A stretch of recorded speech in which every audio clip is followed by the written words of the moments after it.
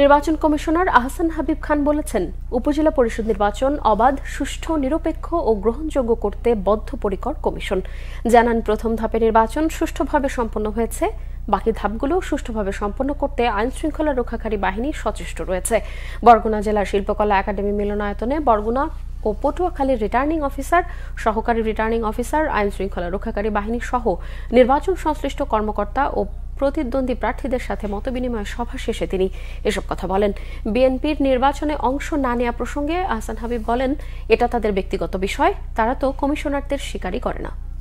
আমাদের পরিকল্পনা হচ্ছে অবাধ, সুষ্ঠু আইন শৃঙ্খলা প্রশাসন। এই পর্যন্ত যত ইলেকশন আমাদের আশা করেছি 100% আমরা তৃপ্ত ছিলাম। তাদের ব্যবহারে, কর্মে, পেশাদারিত্বে, দায়িত্বশীলতা প্রদর্শনে 100% তৃপ্ত ছিলাম এবং এখনো আছি। আমরা যেটা প্রমাণ পেয়েছি, আমি ভবিষ্যতের জন্য তো কল্পনা করবো না, উল্টা কিছু। এবং ওরা সবাইকে, সব প্রার্থীরা আছেন এখানে, সবাইকে আশ্বস্ত করেছে একটা অবাধ সুষ্ঠু নির্বাচনের জন্য সবাইকে সাপোর্ট করে। আপনারা ভোট কেন্দ্রে আসেন, নিরাপদে নির্বিঘ্ন আসেন। আপনাদের নিরাপত্তা আমাদের আইন শৃঙ্খলা বাহিনী দিবে এবং আপনারা নিজের ভোটটা দিয়ে বাড়িতে চলে যাবেন। তো আপনারা আসেন, আপনাদের ভোটাধিকার একটা গণতান্ত্রিক অধিকার, এটা আপনারা প্রয়োগ করেন এবং আপনারা এটা দায়িত্ব